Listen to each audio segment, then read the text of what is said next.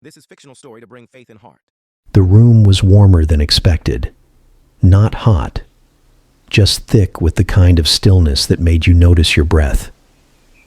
The cameras were rolling, but Donald Trump didn't really see them. His eyes were on the man across from him, Jonathan Roumie, calm, composed, and strangely kind. Trump had agreed to this sit-down under the impression it was just another soft interview. Some faith-based network, low ratings, probably streaming on some app his team didn't even monitor. A quick 30-minute conversation, maybe a clip or two would go viral, and he'd be done. But 5 minutes in, he already knew this wasn't that. Jonathan wasn't reading from cue cards. He wasn't asking about policy or polls. He had asked about regret, and then just 5 words that hung in the air like the silence before thunder. When was the last time you said, "I'm sorry," and meant it? Trump let out a half laugh, the kind that tried to buy time. He looked toward the crew. A couple of them averted their eyes. "I mean, look," Trump started. "I've had a very successful life, done a lot, built a lot. There are things I'd do differently, sure, but sorry is complicated. It's a word people throw around when they're weak." Jonathan didn't move. He didn't push. He just kept his eyes steady, as if he wasn't trying to trap him, only understand him. "I don't mean political apologies," Jonathan finally said, voice quiet. "I mean, the kind of sorry that makes your voice catch. The kind that's just for one person, maybe someone you never said it to." Trump shifted in his chair. Something moved in his memory, faint and unwelcome. He thought of his brother Fred, years lost, words never said. A hospital room filled with beeping machines and quiet heartbreak. Trump had been there, but not really there. He remembered standing beside Fred's bed, trying not to cry, trying not to feel. And even now, decades later, there was something in his throat that tightened when he thought of it. But that wasn't what he said. What he said was, "People remember strength, not weakness. I've had to be strong, always." Jonathan nodded, slowly, as if the silence between them said more than either of them could. "You ever get tired of that?" Jonathan asked gently. Trump looked away. The question dug under his skin. Not because it was offensive, but because it was honest. And no one had really asked him that before. Not like this. Not with softness. Not with a face that wasn't trying to make headlines or paint him as a villain or a savior. Just a man asking another man, "Are you tired?" And for a second he didn't know what to do with that. Because the truth? Yes, he was tired. He was always tired. Not just from campaigns or cameras or critics, but from carrying something invisible. The weight of being right. The armor of never backing down. The pressure of never being allowed to say, "I hurt too." But pride had always been easier than vulnerability. Pride kept you in control. Jonathan looked down at his hands, then up again, almost whispering, "Is there someone you wish you'd said it to?" Trump inhaled sharply through his nose. He could feel his defenses rising. It was instinct now. "Look, I'm not here to do a therapy session, all right? People expect me to be who I am." But even as he said it, he knew it wasn't true. Not really. Jonathan just smiled, not smugly, but softly, as if he understood something Trump hadn't said yet. He leaned back in his chair and let the silence return. It wasn't awkward, it was reverent. And somehow, it felt like Trump was being seen, not by a camera or a crowd, but by something deeper, a mirror he didn't recognize, a reflection he wasn't prepared for. He straightened his cuffs. "What kind of show is this anyway?" Trump asked, trying to shift the energy. Jonathan's smile didn't change. "Maybe not a show," he said. "Maybe just a moment." Trump looked at him, really looked at him, and for the first time in years, he felt something he couldn't name. It wasn't fear. It wasn't anger. It was closer to longing. But for what? And then, like a whisper from somewhere far older than memory, the question returned. When was the last time you said, "I'm sorry," and meant it? The car ride back was quiet. Trump sat in the back seat, watching the city blur past the tinted glass. The driver didn't speak. Neither did the aide beside him. His phone buzzed twice, once with a notification, once with a message from someone in his inner circle. He ignored both. Jonathan's question echoed louder now that there was no one to talk over it. When was the last time you said, "I'm sorry," and meant it? He tried to shake it off. It was just a line, just a question. Jonathan probably asked that to everyone. That's what these guys did. Got under your skin, made it seem personal, like it was about you, when really it was a formula. But still, it stayed. There had been a moment back there when Jonathan didn't press, didn't try to get him, didn't make it political. He just waited, like he could see past the mask and was okay with the silence between what was said and what wasn't. Trump rubbed his thumb against his palm, an old habit from childhood, back when his father's expectations were the size of the Empire State Building, and just as cold. Don't be soft, Donald. That's how they take everything from you. He remembered that voice, still sharp after all these years. Being sorry was soft. That's what he'd learned early. That apology was admission, and admission meant defeat. So he got good at staying on top, good at reframing every stumble as strategy, every heartbreak as survival. But lately, he'd been having these strange dreams. In them, he was always walking, down long hallways that never seemed to end, sometimes gold-plated, sometimes marble, sometimes just old carpet, worn thin by footsteps that had come before him. He was always searching for a room. Sometimes a voice called out to him from behind a door. Sometimes he'd reach it and wake up before he could open it. Last night, the dream changed.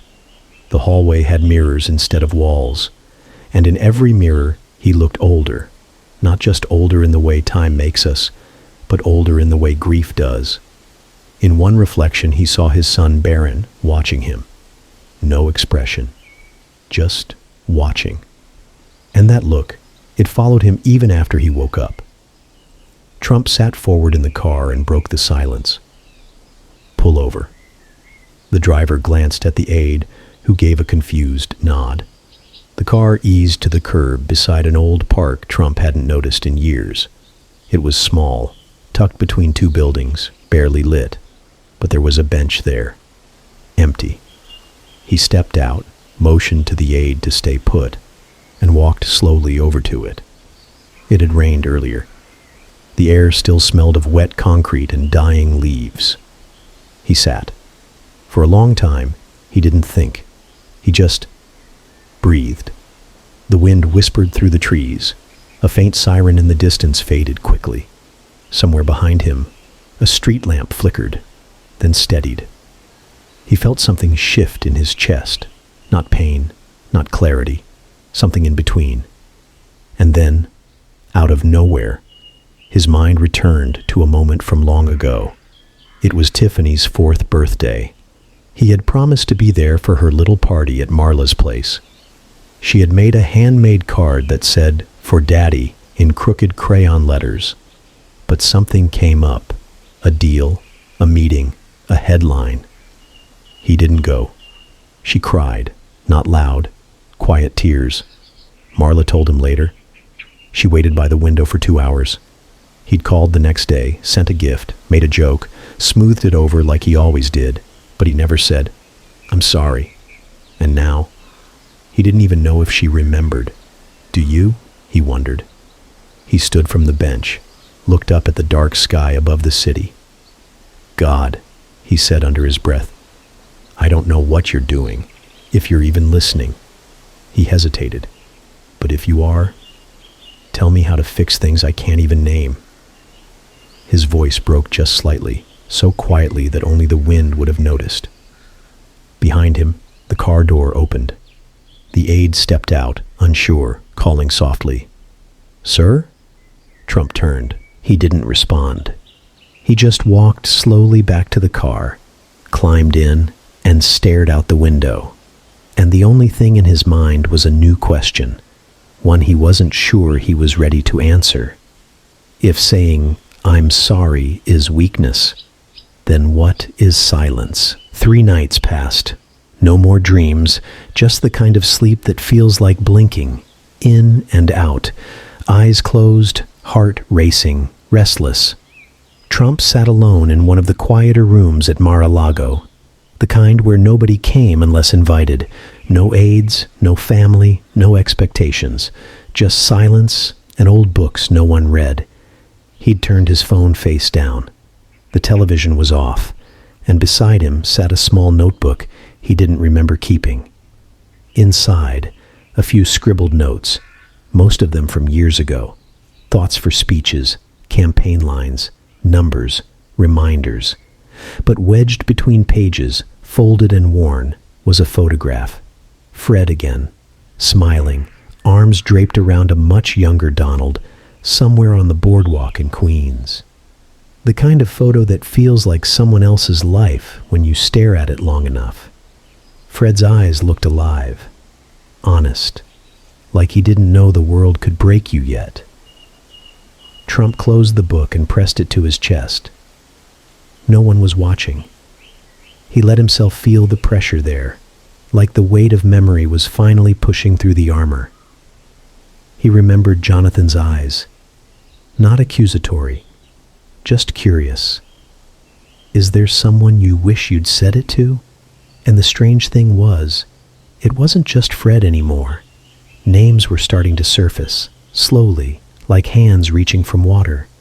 Ivana, Tiffany, Barron, Rosie, even Comey. Not because he agreed with them, not because he wanted to concede anything, but because there had been moments, crossroads, points where a breath and a pause and a humble word might have changed everything. But the world had trained him differently. You don't apologize when you win, and you're always winning. He stood, restless, and walked to the glass doors overlooking the ocean.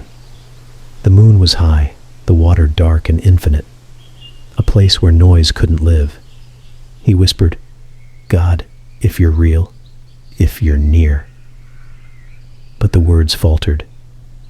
Saying God's name out loud felt like breaking some rule, not political, personal. He didn't even know where the hesitation came from, maybe from the old wounds, maybe from a boy who once prayed under his breath when his father yelled through walls.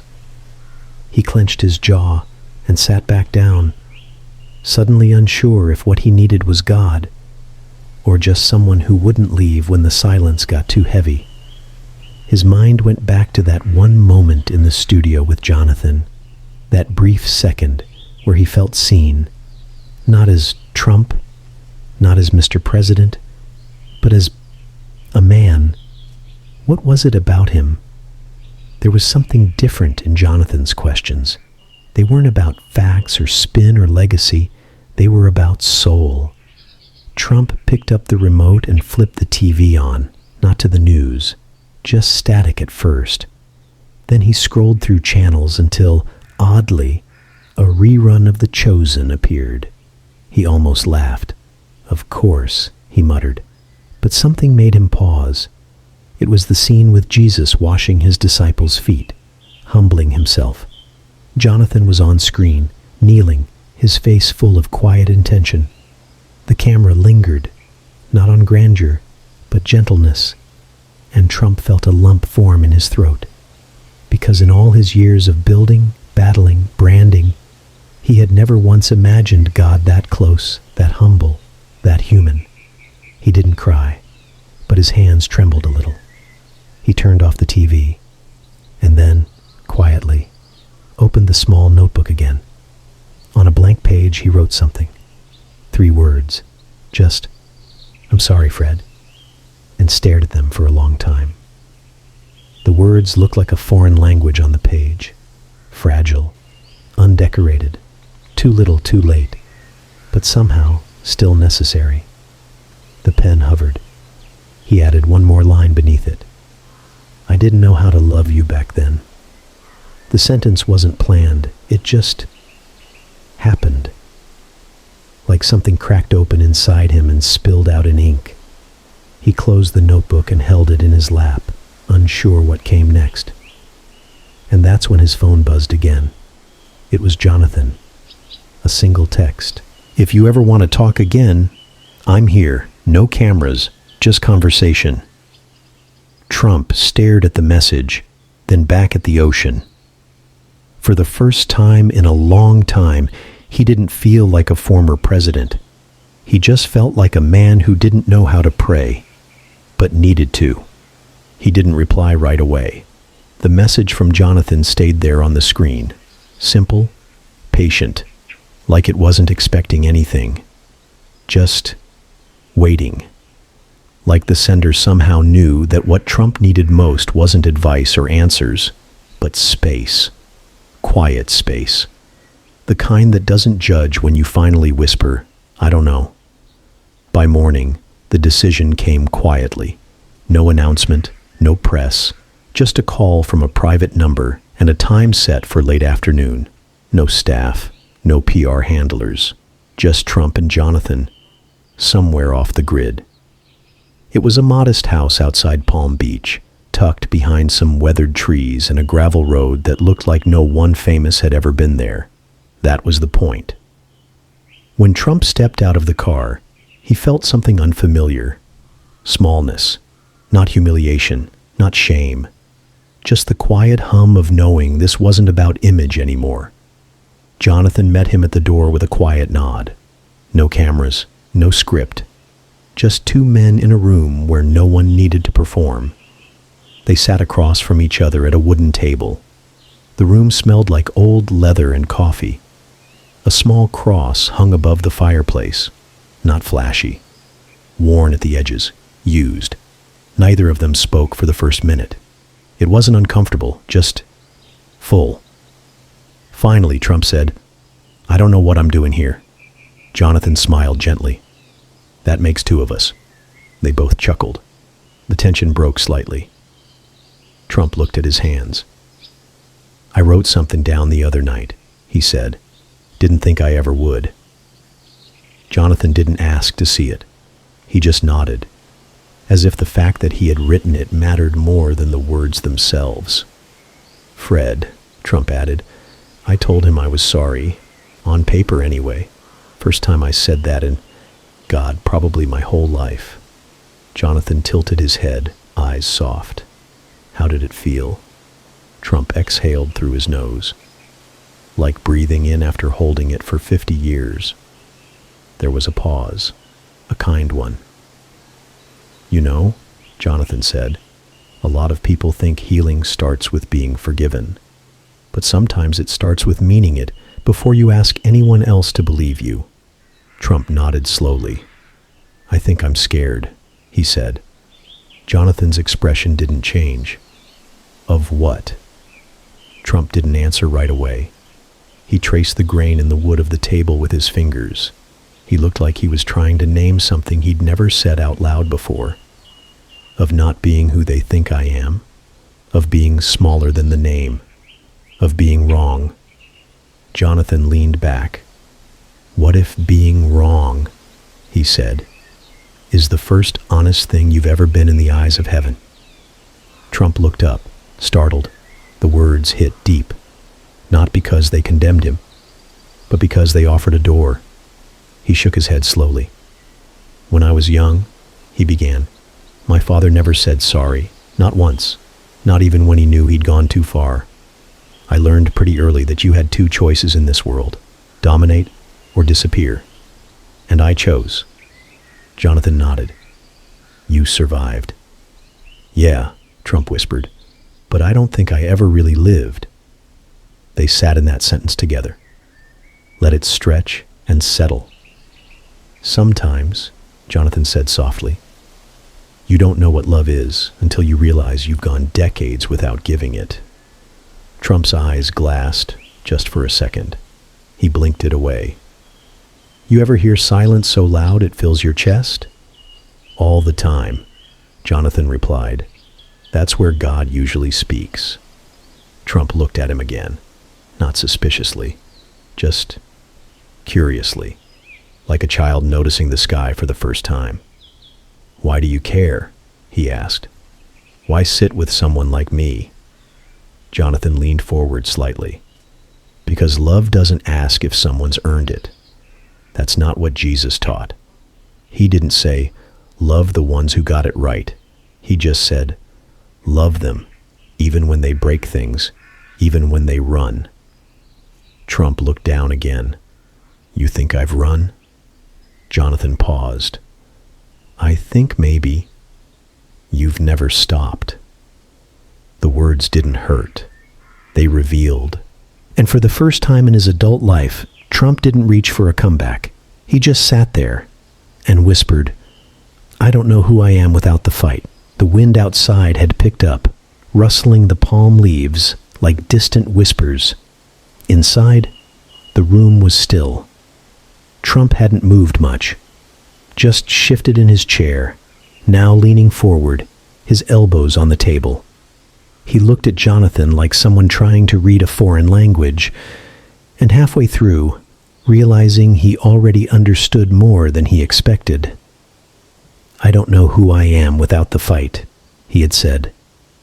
Jonathan nodded slowly, letting those words breathe. What if you were never meant to fight so much, he said. What if some of the battles you chose were just distractions from the wounds underneath? Trump didn't reply right away. He swallowed hard. But if I stop fighting, what's left of me? Jonathan hesitated, not because he didn't know the answer, but because it mattered how it was said. Maybe, he said softly, what's left is the part of you that's real, the part that can still feel, the part that can still be forgiven. Trump closed his eyes. He hadn't thought about forgiveness in years, not real forgiveness anyway. He knew about public apologies, carefully worded statements, negotiated settlements, but those weren't for the soul. They were for optics. He remembered a moment, decades ago. Tiffany again. She had been 13. He had shown up late to something important. Her recital, maybe. He couldn't even remember the song, but he remembered her face when she saw the empty seat. He bought her a bracelet afterward. Expensive. Platinum. But she had said quietly, I didn't want a bracelet. I just wanted you to be there. That moment had haunted him for years, not because of what she said, but because of how much it had cost her to say it. She wasn't angry, she was disappointed, and disappointment, that was worse than rage. Jonathan's voice pulled him back. Do you ever talk to God? Trump opened his eyes. No, he said. Not really. Not since I was a kid. Not since I realized. He didn't answer the way I expected him to. Jonathan nodded. Sometimes he doesn't answer with words. Trump frowned. Then how? Jonathan looked toward the small cross on the wall. Through the ache, through the person you can't stop thinking about, through the quiet moments when you feel something breaking open inside you, but you don't run. Trump exhaled. So, this ache I feel, this weight I can't name, could be him. Trump rubbed his face. But I've done too much, hurt too many, burned too many bridges. I built an empire on not needing anyone. Jonathan looked him in the eye. Even empires crumble, but souls can still come home. Trump blinked, fighting something in his chest. It wasn't shame. It was longing. I don't know how, he admitted. Jonathan leaned forward again. You don't have to know. You just have to stop running from the question. Trump looked at him sharply. What question? Jonathan didn't speak for a moment.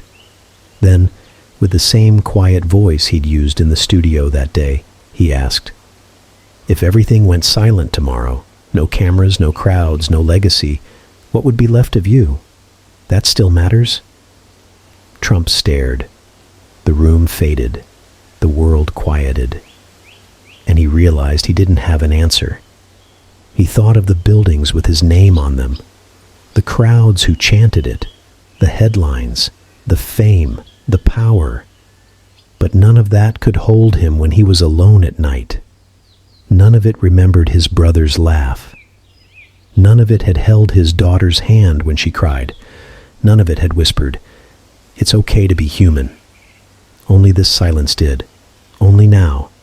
And something in him cracked. Not loudly, not dramatically. Just opened. He looked down. His voice was rough, uncertain. "Jonathan," he said, "do you really think God still sees me?" Jonathan's eyes softened even more. "I don't just think," he said gently. "I know. Because God never needed your perfection, only your honesty." Trump swallowed hard. He didn't speak again. He didn't need to. Because now, the silence wasn't empty anymore. It was holy. The sun was setting by the time Trump stepped outside. He stood just beyond the porch, where the gravel path disappeared into golden grass. The sky was stained in soft orange and blue, a kind of quiet masterpiece only seen when you stop long enough to notice it. Jonathan stayed inside. He had said what needed to be said, and more importantly, had left what needed to be unsaid. Sometimes the most sacred thing you can give someone is space. Trump breathed deeply, not out of habit, out of choice. He didn't know what he believed yet, not fully, but he knew something had shifted. Not everything, not magically, but something. The noise that used to fill every corner of his mind felt less. The pressure to prove, to defend, to be right had loosened, and for once, in a long time, he wasn't rehearsing lines in his head. He was just standing, still, remembering. He remembered Tiffany's eyes, Fred's silence, Barron's distance. He remembered moments he had buried under layers of ego and survival. Little apologies he never gave. Big ones, too. And then, he thought about the notebook. It was still in his jacket pocket, folded, fragile. He took it out, opened to the page where he had written the apology to Fred. The ink had smudged just slightly from where his thumb had rested. He added a second entry beneath it. Just 3 words again. "I miss you." He wasn't sure who he meant. Fred, God himself, maybe all of them. The wind brushed his face, gentle, as if someone were answering. He didn't cry, but for the first time he wanted to. Behind him the door creaked open. He turned slightly as Jonathan stepped out. No words, just a shared silence. Then after a long pause, Trump asked, "Do you think he can use someone like me?" Jonathan looked at him for a long time. "I think," he said, "God isn't interested in who we pretend to be.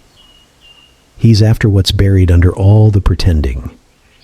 Trump nodded slowly. "You know, I used to think my story was already written," he said. "I thought, I am who I am. No changing that." Jonathan stepped beside him. "Maybe you were right," he said, "but maybe the story isn't about you changing who you are. Maybe it's about remembering who you were before the world made you forget." Trump looked at the horizon. "Who was that?" he whispered. And for the first time, the question didn't feel like a weakness. It felt like a beginning. A low rumble of emotion stirred in his chest. He didn't fight it. "I want to call her," Trump said suddenly. Jonathan tilted his head. "Tiffany?" Trump nodded. I want to hear her voice. Not for me, for her. I don't think I ever really heard it, not when it counted." Jonathan smiled. Then start there. Trump looked at him. You think that's enough? Jonathan didn't answer right away. Then, with quiet certainty, he said, It's never too late to choose love.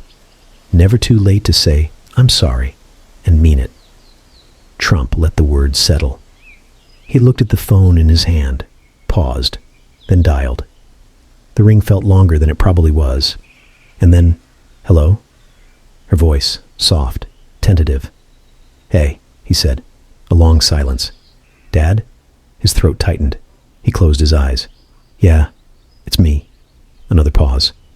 This one filled with something neither of them had words for. I was just thinking about you, she said quietly.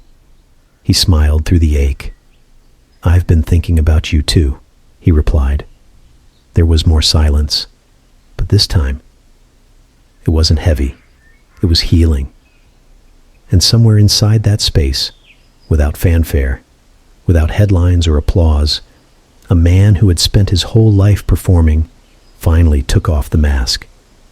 He didn't need to prove anything anymore. He just needed to love and be loved. He looked at Jonathan. Jonathan nodded. No approval, just presence. Trump turned back to the sky, and in the soft hush of twilight, one last question rose inside him, not with fear, but with hope. If I begin again, not as a brand, not as a name, but as a heart, will God still walk with me? Somewhere deep in his soul, the answer wasn't loud. It didn't need to be. It was just, yes. Always yes.